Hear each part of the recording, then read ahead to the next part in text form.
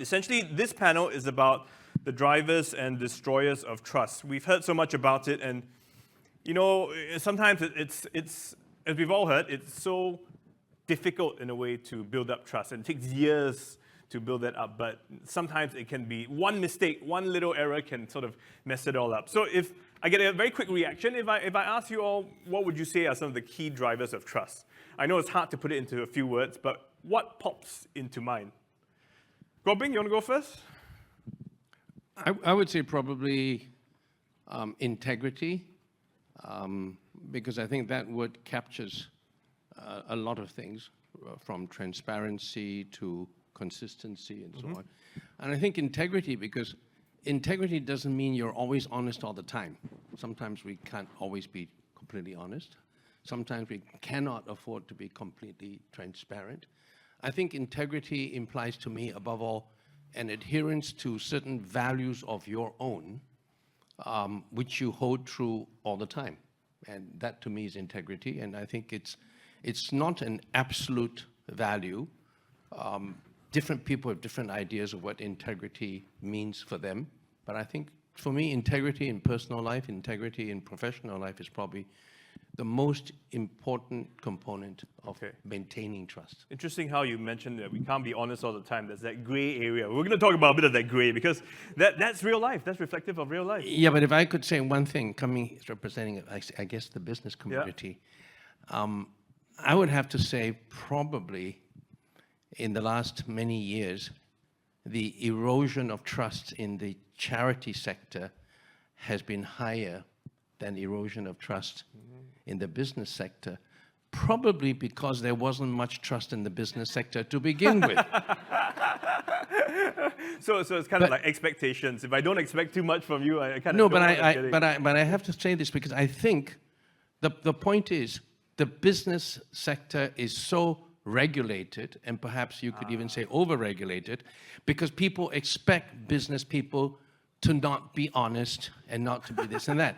But the real problem here, and it is a problem, is that I think most members of the public generally have thought that charities and the people behind charities and the causes behind charities are so altruistic and so good, we should all trust charities.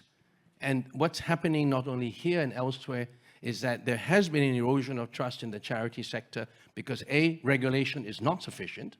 If you're a member of a private company governed by the Companies Act, you're far more regulated than people covered by the Charities Act, and thankfully the Commission of Charities is getting a bit tougher.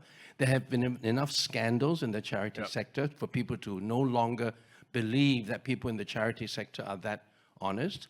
And finally, I think people are beginning, the final part I think that is a little bit insidious is that there are clearly people who are originally not even that, I guess, charitable in their thinking, who use charities and the governance and the relatively lax governance structure of charities to use it for specific purposes, particularly in other countries. Charities and organized religions are the best ways to actually perpetuate scams, because you can't do scams that easily in the corporate sector anymore because everybody expects it of you. So I think that's one thing that I would just want to raise up when you talk about building trust and so on. The charity sector, do not assume that because you are charitable, there is a lot of trust in you, because that erosion is getting relatively rapid. that is not one small thing. That is a huge thing, because you're right. Expectations. You sort of hold someone to a higher pedestal.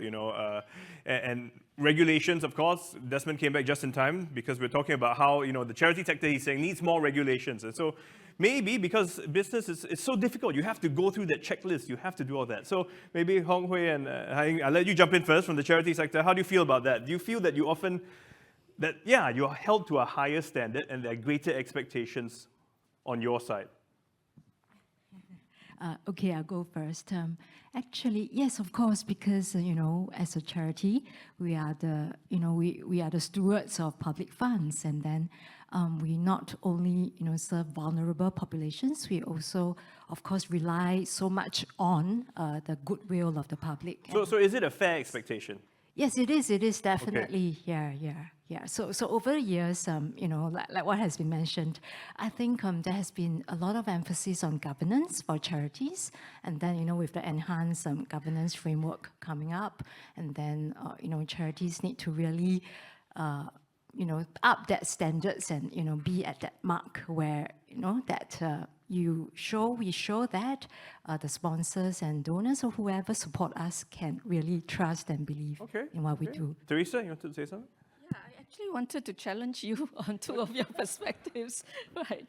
Well, firstly, the subjective ethics or integrity. I happened to do some reading on that part, and I think we all as leaders or everybody else, even as children, we have to teach them that how you view integrity is very much dependent on your value system, as you said correctly. And there are three schools of thought. The first one is that you show integrity because of the consequence. Right, so you don't lie because lying leads to some other things, right? Or you tell a white lie because it doesn't create any trouble. So that's the consequence of it. Then there's another school of thought that says you don't lie because it's just wrong to lie. So that's a purist approach. And both approach have its limitations, right? And of course, Aristotle came in and said, hey guys, let's rethink this whole concept. And he introduced what we call the virtues theory. Yeah, whenever there's anything that's gray, think about what your virtues are and let your virtues lead you to the final decision. And he didn't use the word values, he used the word virtues, right? Because virtues is the good side of values and vice is the bad side of values. So actually, that isn't a black and white answer because it still means there's gray. And are you saying that we can be in the gray? We just got to have our own values and principles. Be very careful. So achievement orientation is actually a vice because it's usually very self-serving. So people normally don't think of achievement orientation as a vice. They always think that it's a good thing. But if you really analyze achievement orientation for the sake of achieving self-interest, it becomes a vice, right? And of course, if you embrace that vice, you will make that decision based on your own self-interest. So ultimately, is it your self-interest or in the interest of others that you make that decision? Okay, so I have to ask you, so the self-interest of the organization, is that a fair, selfish motive? Because in the business world, that's what you do, right? You want to grow your company, grow your profits. Same thing in the charity sector. You want to raise more funds, serve more beneficiaries. Sure. So then the debate would be, are we taking care of our beneficiaries or are we achieving a prosperity and progress for our nation? You put it all on the table. You have a diverse board. You debate around it. You have short-term, medium-term, and long-term goals. Right, meaning you take care of your beneficiaries, you go engage and try to change the mindset and values of the ecosystem. Ultimately, it's probably going to take a long time. We will have a better society and a more progressive one. So yes, it is difficult, which is why board members have to be specially selected, diverse, argue, agree, and land on the best possible decision. And the other one I wanted to challenge you on is that the charity sector has a worse rating than the private sector. The Alderman report says that the charity sector has a 66% score and the private sector has a 64% score. So we're about there. Well, first of all, I came in here in particular to provoke all of you. Okay? I mean, I'm very in favor. I mean, obviously, but the point that I do want to make, though, I think, is that many of us in the private sector, particularly myself, who try to run an outfit that has got stakeholder objectives as opposed to shareholder maximization and so on. And I'm as much probably a harsher critic of the business sector than I am even of the charity sector, because I think by and large people involved in charity, by and large, not everyone, have far more altruistic reasons than people who engage in the private sector. But my only point is that I think the so-called, to the extent that we distinguish between a for-profit organization and the non-profits, which is huge, right? From registered societies to private clubs. And I think we all probably agree here that governance, the poorest governance in any institution in the world is probably private clubs. I hope nobody's here president of Tanglin Club or SICC Club and so on. But look at it, the governance structure of private clubs, societies, charities, everything that is considered to be non-profits, there is an underlying assumption that the people engaged in the governance of these non-profits are more altruistic than, and need therefore less governance than people who are engaged in the profit sector, because profit sector are just all profit-guzzling people. What I'm thankful for, and in particular, since I've been so critical so far, I think what the Charity Council is doing, and I've been involved in some of your areas, I think what the Charity Council is doing is precisely what I've been advocating, that charities are very good, very necessary. They do, by and large, an enormous good for the whole of the world and Singapore, but generally their members have not focused as much on governance as they should have. Like the SID, SIAS, and you had David Gerald here. I mean, we in the private sector are pounced on by everybody else in terms of governance. And the charity sector needs that kind of discipline, and I'm glad you're And I having think that that now. that is evolving and growing in that sense. Hong Wei? Yeah, I mean, I want to share from my little bit of experience running charity only for 4 years. Actually, Caring SG is a very young charity. We are only 4 years old, but we managed to get an IPC status in 2 years' time. And I wonder often why.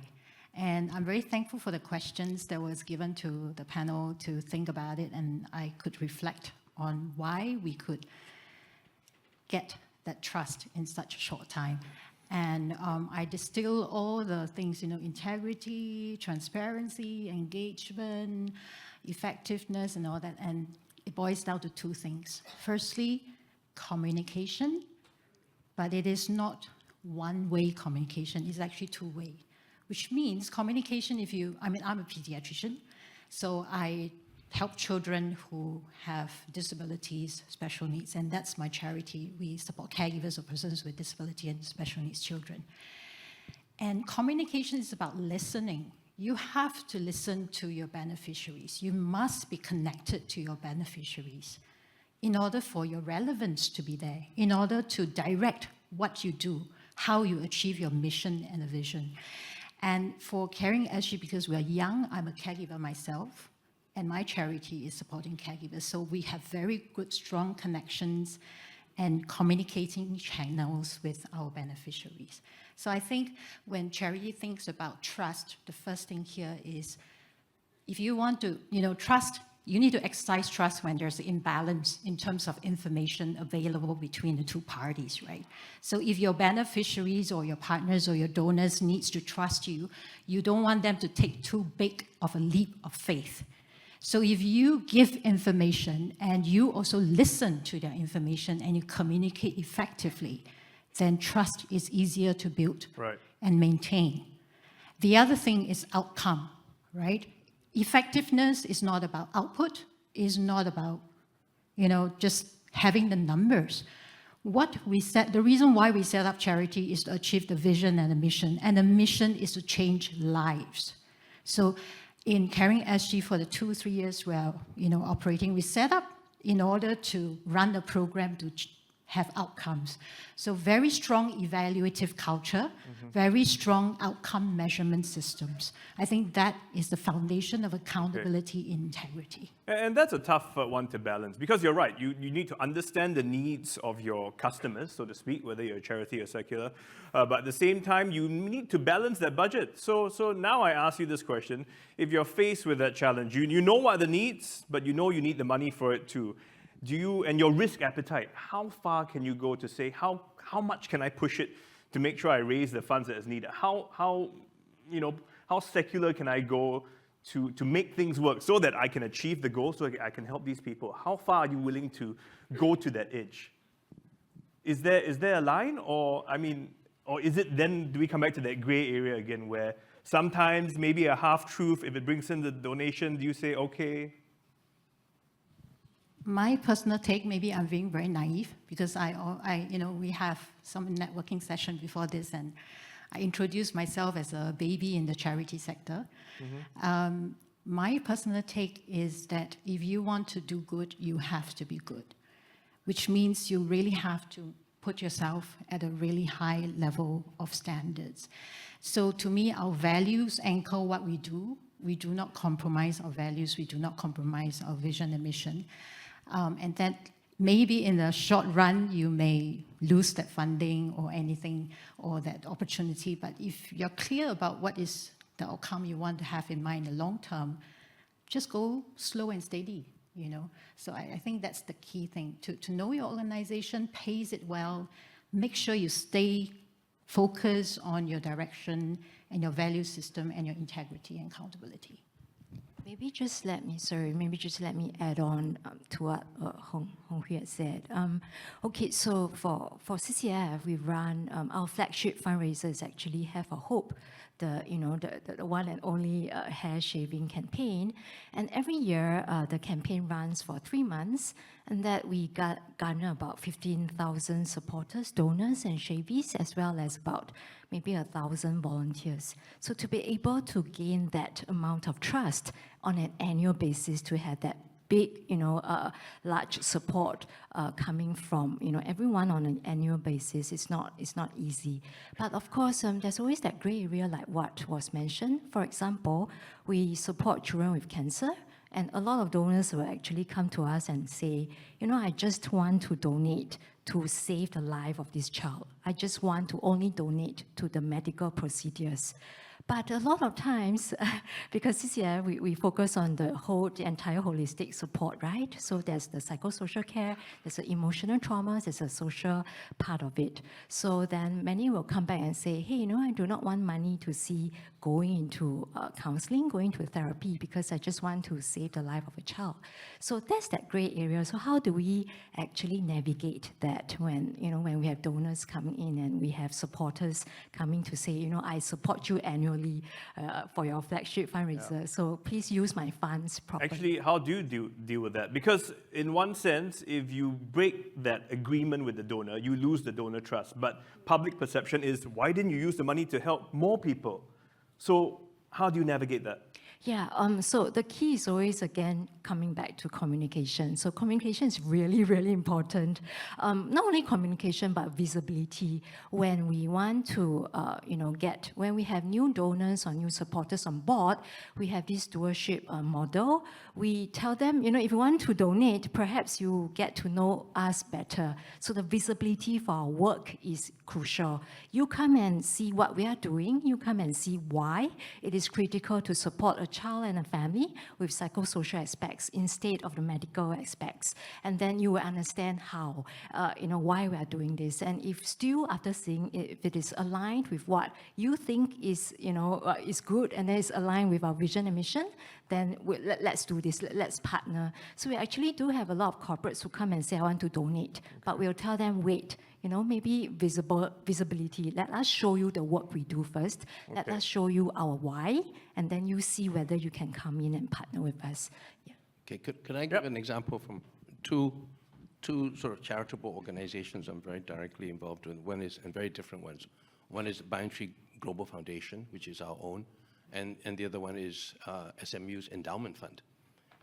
For SMU's Endowment Fund, which is in the billions of dollars, and also for other large organizations like the Nature Conservancy, which I was on the board of. For big organizations like that, it's absolutely clear that there are donors who only donate to specific purposes. And I think it's sacrosanct that if you were to take from one pot for another, justifying that it is for the common good, you are going to totally break the trust of all donors. That is an absolute no-no. I mean, if a donor comes to you and gives you X amount of money and it's clear it's earmarked for that purpose, you cannot fudge it and say, well, I'm doing good and I'm just going to use it for something else. That's just a no-no. On another side, and why I use the word integrity in the very beginning, is The Bantry Global Foundation doesn't need to solicit donors. We've got compulsory donors. A Bantry Global Foundation is structured so that we already inform every guest when they come in that for every night that they spend at any of our resorts worldwide, we deduct from them $1, $1 US, and the company donates $1 US. And basically, we've built up quite a large fund of several millions of dollars and so on. And that's all internal governance. It's an internal board and so on and so forth. But why integrity is important, and it ties in with the notion of, I guess, internal trust that you have among your own associates in you as a charitable organization. The challenge we've always had is we could easily use the money in the Bantry Global Foundation, which is supposedly for third-party purposes, doing good in the community. We could easily use it so that it's partly benefiting ourselves. So that is what I mean about integrity, where we could do that, but we absolutely make it clear that we will not do that, because if we were to do that, and obviously secrets cannot be kept internally, then you lose the trust of all your thousands of associates who have pride in the company because they believe that the company is doing good. And then they find out that all the money that's been contributed by guests and so on are actually being used for our own internal purposes. You break internal trust and you lose integrity. And once that's gone, it's very hard for you to recover your own sense of what integrity is about. But some would argue, Kwok Ping, that you are in a fortunate spot because you control where the funds are coming from, and you control both sides in it. That's why I say. Right? That's why I mentioned that when you have an unusual organization like ours, where we control the funds, and therefore, in a way, I'm alluding to the fact that although on the earlier part I talked about the need for external governance, in this particular case for Bantry Global Foundation, it's absolutely necessary that your own charity have a very clear set of what internal governance is about. Even if there's nobody governing you from outside, you must have your own very strong principles of what you will and will not do. Yeah. Therese? I agree 100% with you this time. Finally, we agree. Yeah, I always agree with you. I just purposely disagree. I know. Yeah. Well, with regards to public funding, and you're privileged to have that, in-house 100%. Yes, it is sacrosanct. Never compromise on that. But it goes back to how you plan your fund strategy, right? It is important to have multiple sources of fund, especially in your early stage. So private funding respect what the donors want as their objectives, and then look at public funding as well. Look at all sources of funding. Yeah, and it's very important in your funding agreement with your ability to persuade the donors, add in that flexibility to say that in the event that we need to use this for emergency needs, we would have your consent to do that, right? So if you can do that upfront, I think you will avoid the situation of locking up your funds just for that particular beneficiary, and then lose the opportunity to save lives that are urgent and immediate. Yeah. But at the end of the day, if a donor says, I want it only for purpose A, it's sacrosanct, right? You cannot, because it's their money, and you have to respect that, right? Yes. So what you're saying is try and communicate and say that, yes, we will, put it for A, but if this happens, will you be willing to also use it for these other, right? And if that fails, yes, then we go 100% with their wishes. And I believe that with the younger generation, they tend to be a bit more open-minded, right? If they don't have any controls outside of their preference, they do tend to be a bit more socially conscious and open-minded, and they are more flexible in the way they view funding, right? That may be a bias I have, but I believe this may change. Yeah. Okay, I'm going to take some questions that have come in from our audience here. One of them saying what Kwok Ping mentioned about how the corporate sector gives back. So they're saying, should we encourage the corporate sector to commit a percentage of their profits to charity and make it part of our larger social compact? Is this something we could, we can't regulate it, I think a bit tough, but almost, it's almost like giving to, the different foundations, community chests, we have it or sometimes in our salaries, things like that. Would something like that work in the larger scheme of things? Can we make it almost mandatory to give back? Yes, you're asking Rom, tell me. I mean, they would love it, is it right? So maybe. No, I mean, I have always been against. I really believe much more in what is called, I think, in the sort of corporate governance sector, in the philosophy, the debates. I believe in shame and blame, rather than in hard quotas and so on. Whether it be on DEI issues, I don't believe in quotas of diversity quotas on boards, but I do believe that activist organizations can name and shame organizations that have absolutely no diversity or do not donate any money to anything and so on.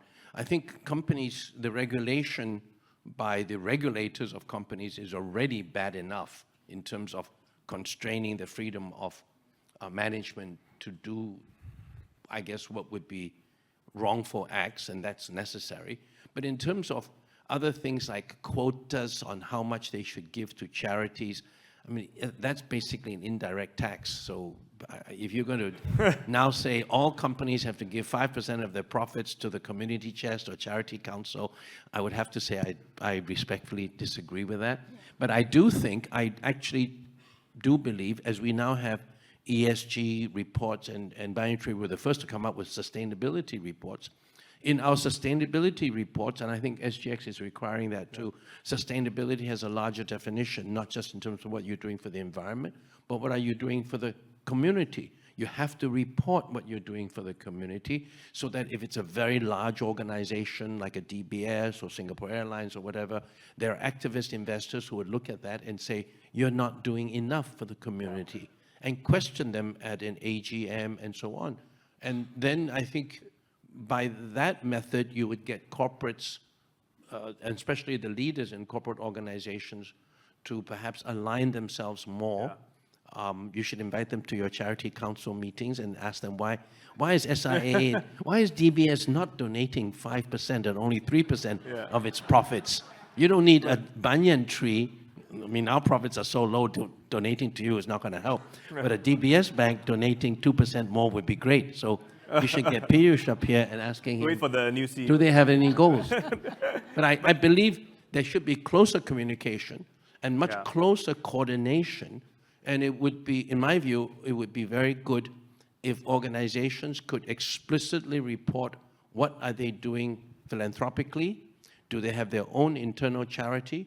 Or perhaps they should, I've always advocated, I think in one of your other forums, that large organizations in the private sector should perhaps adopt, so to speak, or not adopt, that sounds top down, but more find a partner charity where they can work with that charity in terms of encouraging their associates to work with that charity, and also in terms of governance and so on, they can work with the charity also. So closer for-profit and non-profit coordination. So it becomes a win-win situation for both. You know, the image of the corporate organization is improved, and the adopting. I like that, because I remember I once heard about an example how commercial entities, when they're land developers, for example, they build a new building, and you notice that the park next door. I found out that guess who pays to maintain that park?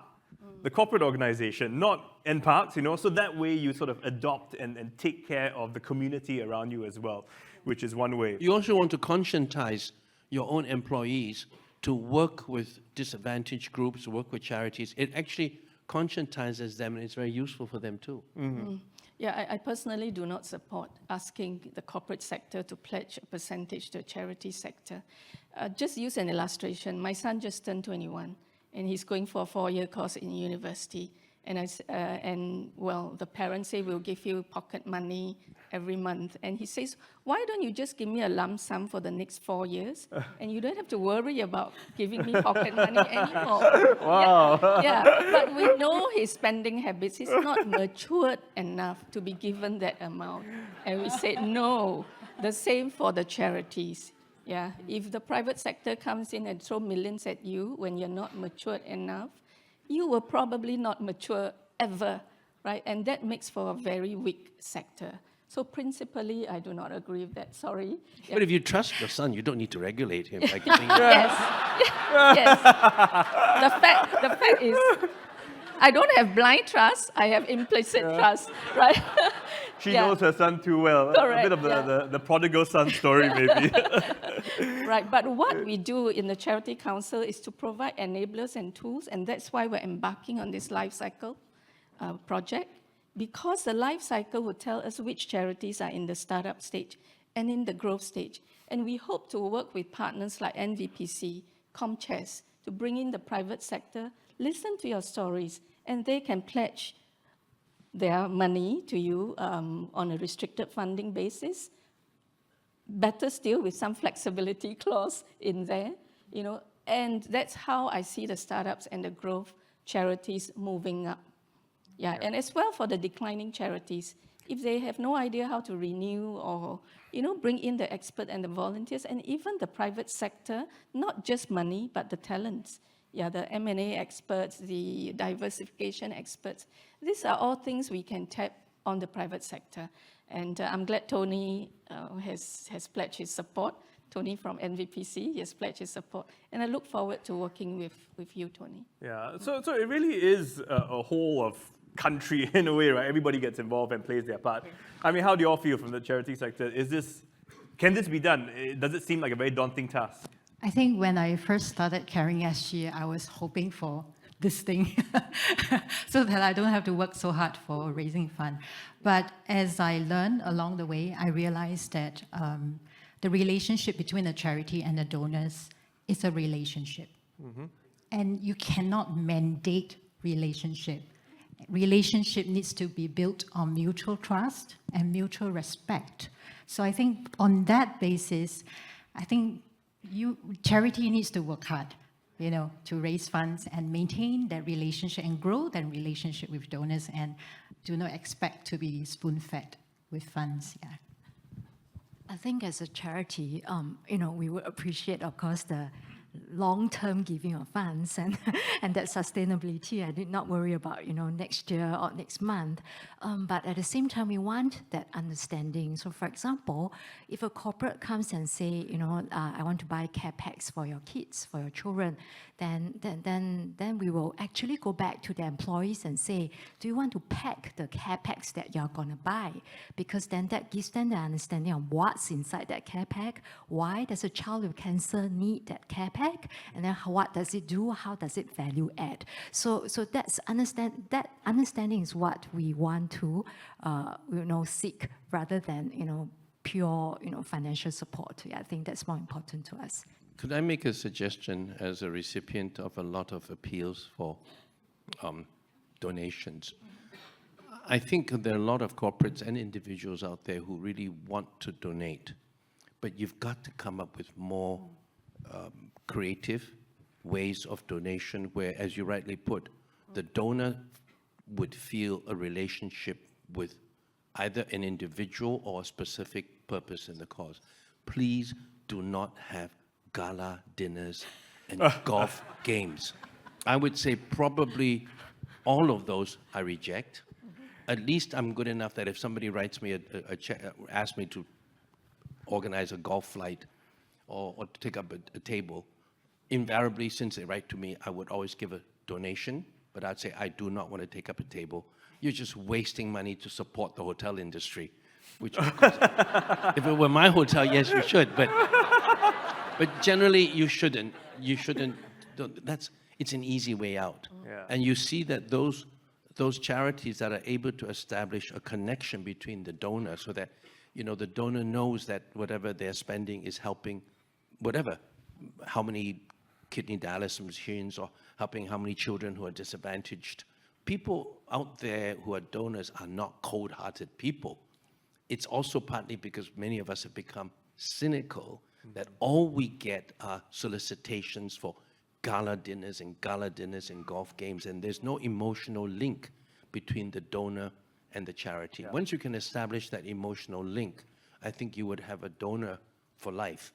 It may not be a large quantity, but it's that relationship between the donor and the charity that's critical. And that's why I also said I also support the idea that corporates not adopt, but corporates have a special relationship with specific chosen charities and develop a long-term relationship, not just in giving donations, but by having their staff actually perhaps volunteer to work in those charities. That's beneficial for the company itself. So it's almost the human aspect. Because we know the relationships, maybe he's only a millionaire now, but he could be a billionaire in the future, so he may donate more later. One of the challenges I think many charities have is, of course, with manpower and with the kind of staff they have. And you want to empower them, but at the same time, you say, I trust you to do this job, but then you mess it up. Do you then take back the trust? Because actually, by that failure, they learn from it. They may not grow, we don't know. And this is one of those difficult bits, right? So at which point, the more you control, the less you will be trusted. The more you hand over control, it seems the more you'll be trusted. But which goes first? Because you trusted, it didn't work out, do you trust again?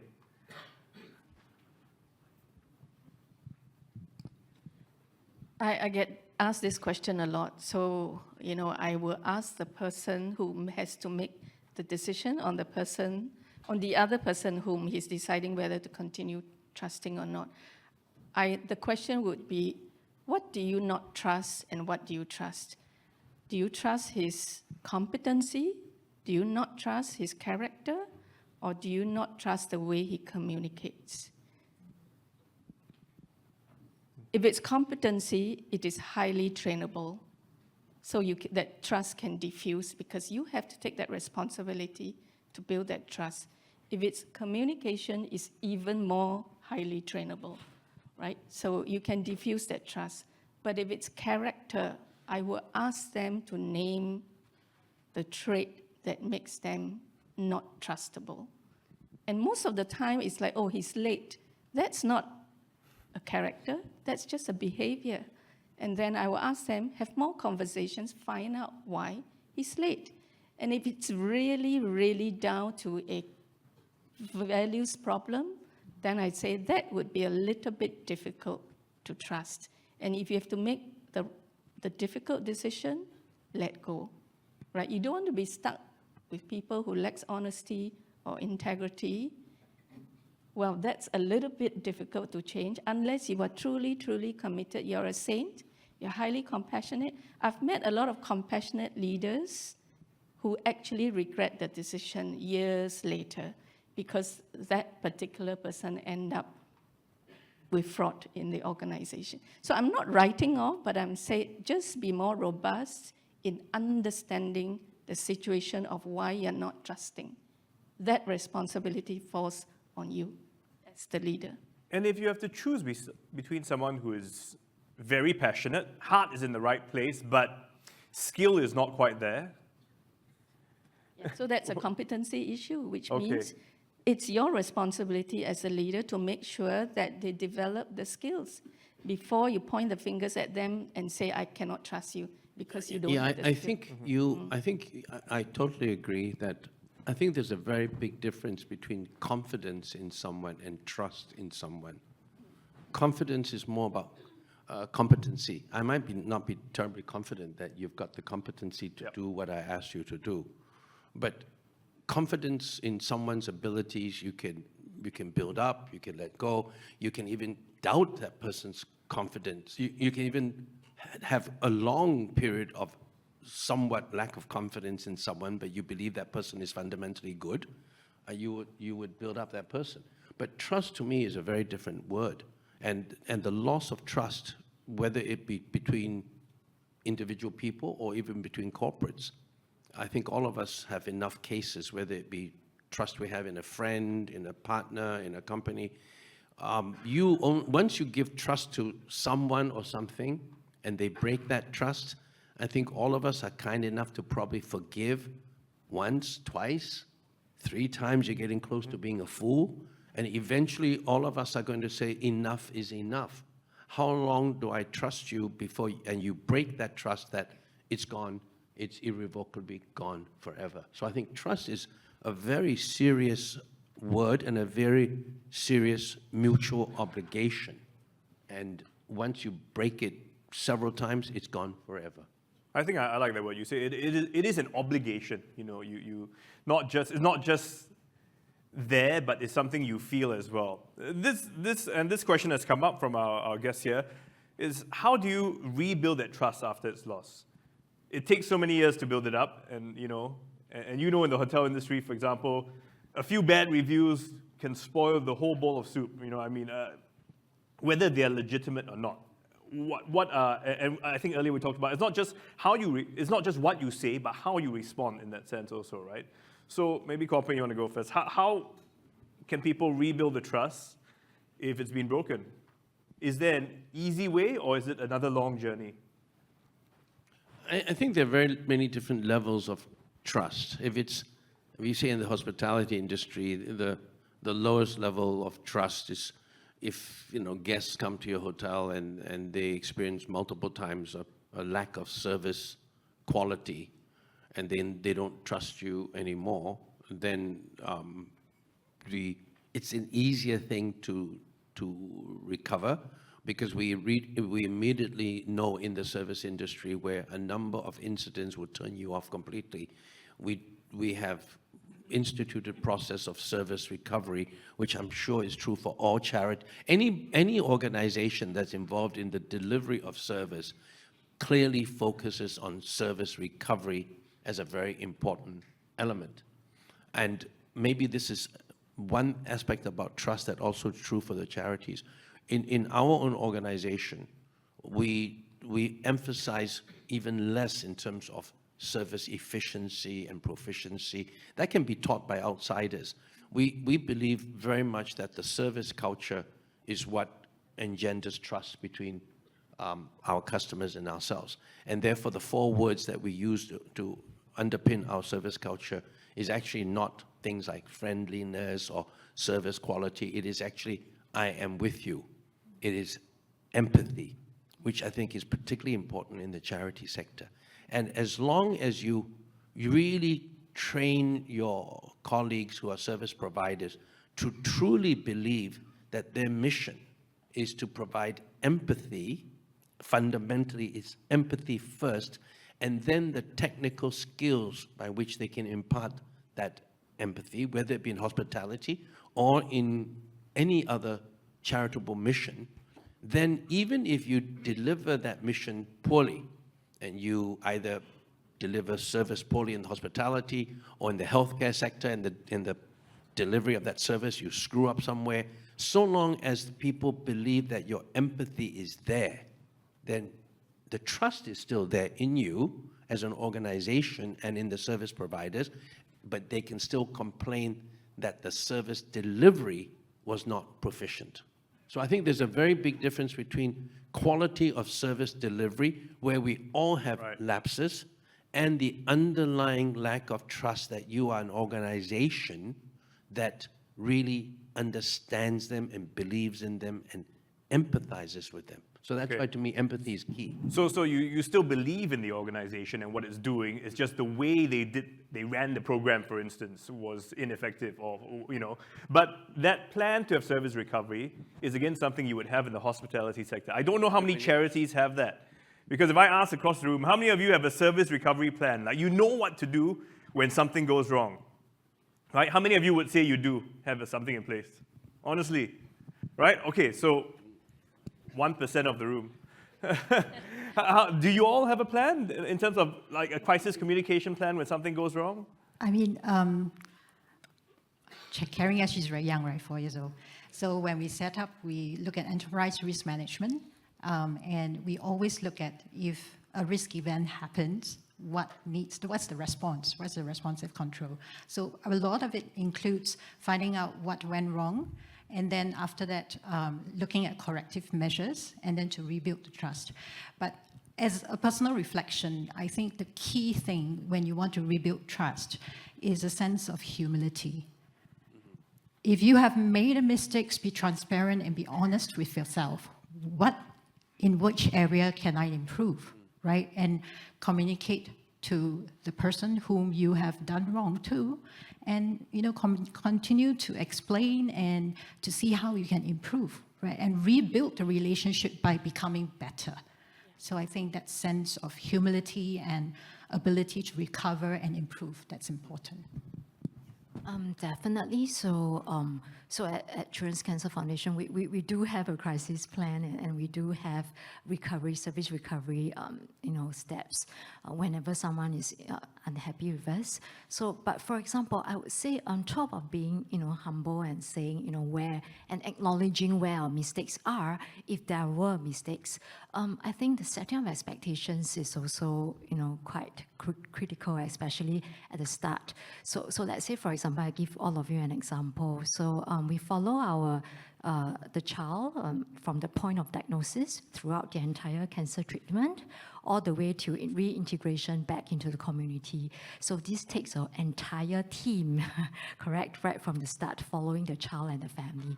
So the tricky part here is we offer financial assistance.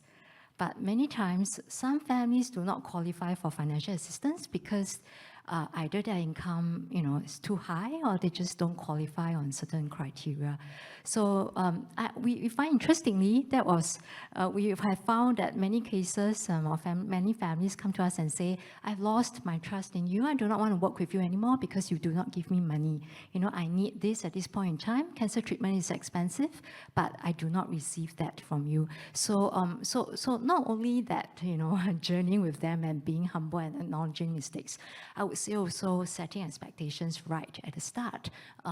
This is what we are prepared to journey with you for. We are here with you, but there are also certain things that we have criteria for, that we have to answer to our donors and the sponsors, and we have our own governance, and this includes your criteria for financial aid. So we have found that that's actually a very critical part, setting the expectations straight out and communicating it very clearly, right at the start.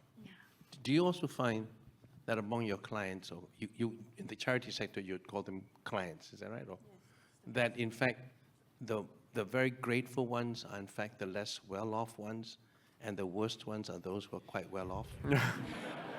I only know in my hospitality sector, and we had a poll on this once, of the 70, 80 nationalities we deal with, all our general managers voted that middle class and upper middle class Singaporeans are the worst hotel guests. They are the most niao. Over $2 or something, they will spend hours demanding this. And Okay. I think that's. I think we get it. This is the guy with the SICC membership.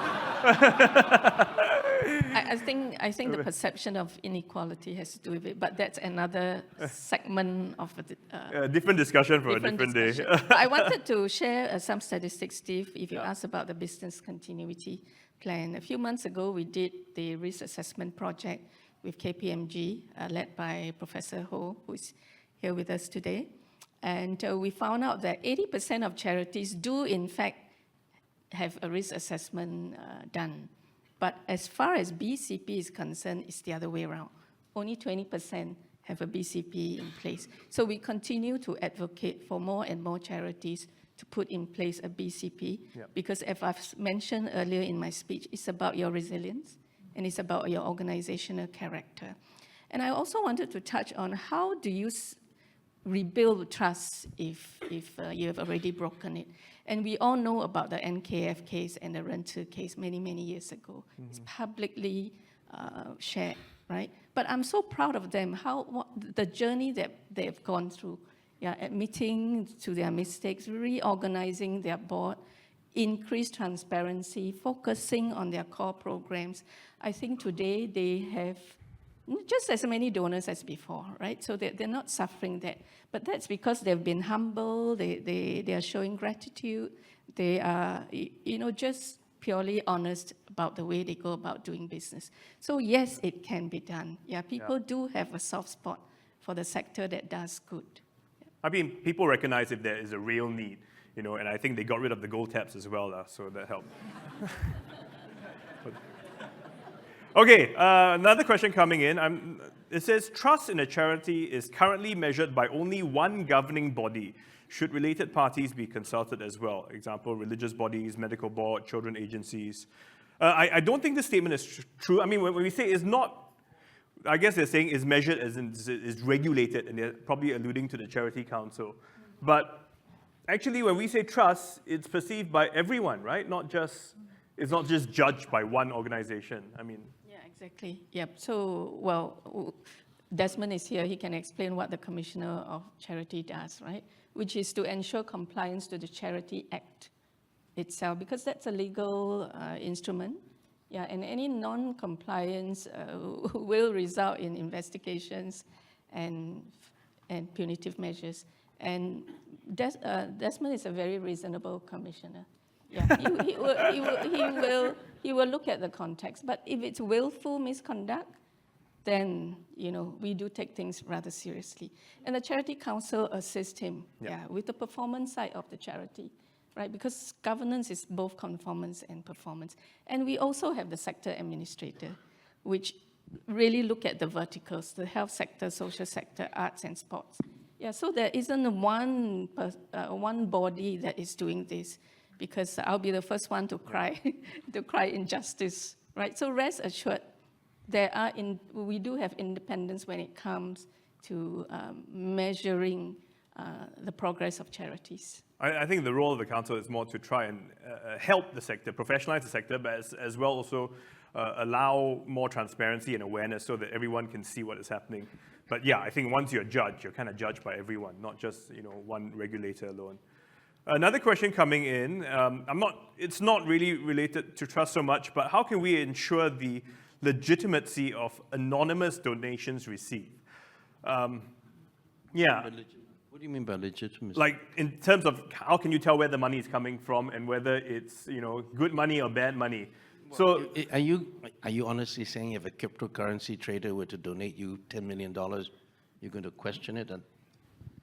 so I guess no, that's pretty clear cut. But what if we talk about the gray? What if the money that comes in, it's just a $50,000 donation, is not too suspect, but you don't know who the guy is. I think to be actually more honest, I mean, we have this problem has arisen with SMU a lot. Yeah. I don't think you get so much anonymous donations. If you get anonymous donations, you just take it. How many money launderers, how many mafia crooks really want to donate to you anyway?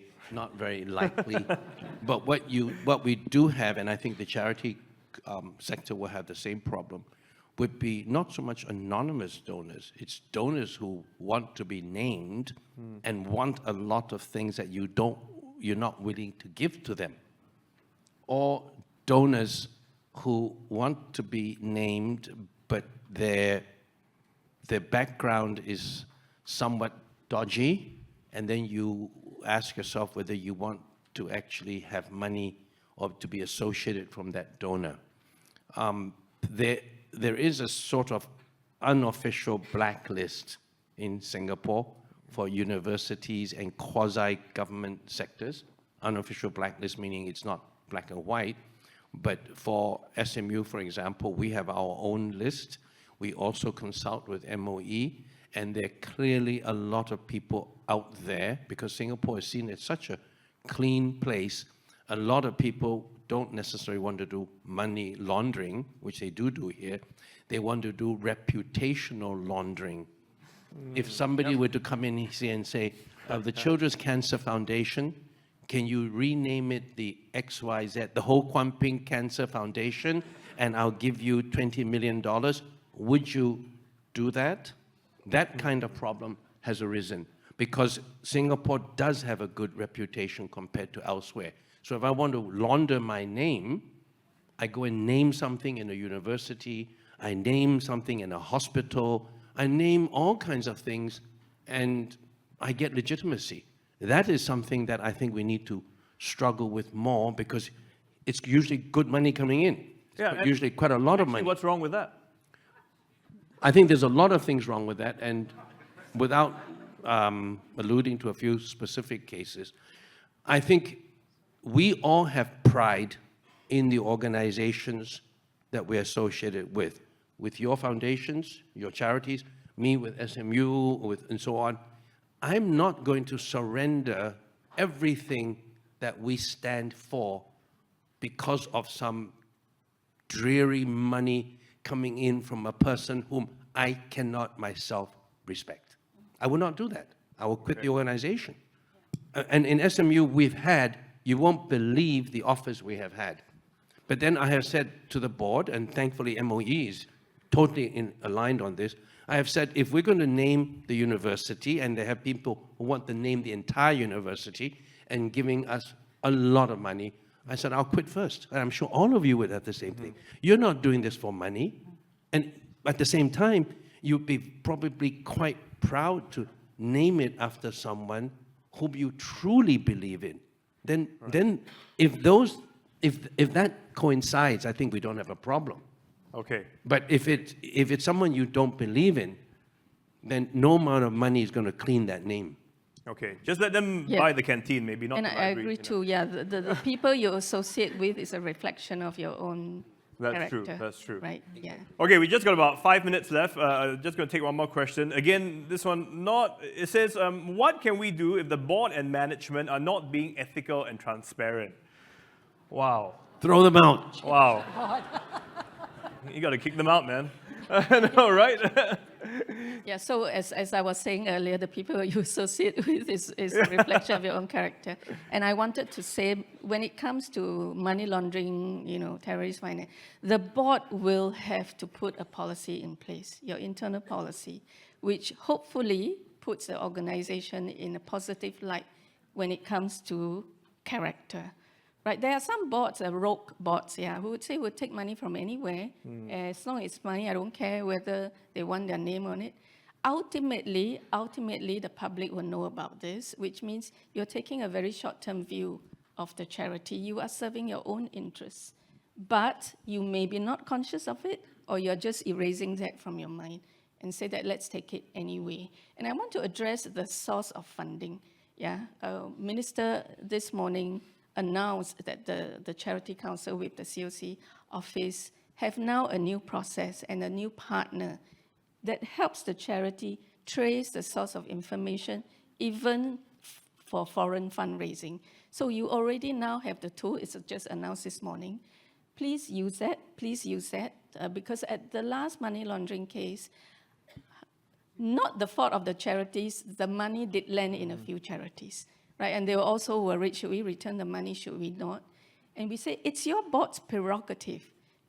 We cannot spoon feed you to that extent. We can provide tools and enablers to help you, but we cannot spoon feed you. Your board has to decide on the fundraising strategy, and that includes how to suss out the money laundering cases as early as possible. And if there's any doubt at all, just be very cautious. It's the same with religious organizations that say, hey, we are taking money from tote board. And some religious organizations say, no, we are a religious organization. We should not take money that comes from gambling. And I say, it's your board's prerogative, right? And if you believe bad can be used to help good, fine. But what is the long-term view of the public? Will people come and follow your religion as a result of that? I call it market forces, right? In the end, the lending, it will find a baseline. And that baseline is long-term trust in the charities. I think the fact that the question was raised and put in here and that people voted on it, it's unfortunate, but it means some of you feel that your boards may not be effective. So that is a conversation that needs to be had. But at the same time, sometimes charities feel it's so hard to get board members. I already have this guy, he's a volunteer. So there is that challenge of that relationship as well. So that's something I don't think we can answer in a short, quick answer, but I would just need to... Can I ask a question? Because it's an actual question I have here, because I know the corporate sector that this SID trains directors for, I'm not sure if they train for charities also. Do charities also pay competitive directors' fees as much as what? Hey, I think you... It's all entirely It's all voluntary. volunteer. It's all voluntary. Yeah. But if it's all voluntary, as it would be in SMU, are you also governed by the same liabilities that you would have as a member of a private company? So you don't get any money, but you get all the risk. Yeah. So if the charity is found to be deficient in its governance, you are held to the same personal, even financial and legal liabilities as a board member in a private company. Or are you protected? In the cases of fraud and willful negligence, yes, you'll be liable. if you are a company limited by guarantee. Yeah, but many charities are also societies. So they are governed by another act called the ROS, Societies Act. And that's a bit more loose. But we always advise boards to buy group insurance, just like what the private sector does. Yeah, protect yourself from liabilities and buy it on a group basis because you get savings from that. So we're governed by the Charities Act, and depending on how you're constituted, you are governed by another act, whether you are a society. So if you or have gold CLT. taps, then yeah, you're in trouble. But if you don't have gold taps, then not so bad. Yeah. Okay. Okay, we got to wrap things up very quickly. Just any last words? I'll go across from Hai Ying first. So basically trust, right? So I just want to quickly just summarize. It's really about, visibility, the charity really showcasing our work and being open and transparent about it. Very easy to say, not as easy to do, but it's again deepening that relationships with, all of your supporters, of your donors, of your, even volunteers, because they devote their resources to you. So how then do we work alongside them to let them understand what you're doing, what's your vision, mission, and how it aligns with what they are currently, partnering you with? I think that's very critical. Yeah. So that's Okay. I would say trust is the foundation of charity work. So in everything that we do, that is something that we need to uphold and cherish and grow. Teresa? I don't have any last words. I think I said too much already Okay. today. Also can. Guan Ping? I would say that trust is probably the one element that no amount of regulators can actually create in a company. Good governance, transparency, a lot of these things regulators can do. But even in the private sector, you've got so many companies which are completely ticking off all the dots and so on for regulators, but do not have the trust of consumers or their own associates. So I would think one of the reasons why your conference today has emphasized the word trust is because trust is actually the responsibility of the charity organizers themselves. Everything else, everybody else can help do to make sure you comply with a lot of things. But trust is not a compliance. Trust is something that is built up over a long period of time between you and the people you interact with, whether it be donors or your beneficiaries. It is not compliance, and that's why it is such an individual obligation of everyone in the charity sector. And it's literally one of the foundation blocks of any organization. So I think if we build on that, is part of that first step in what could be a very long journey. So ladies and gentlemen, please join me as we thank our panelists for coming up and sharing.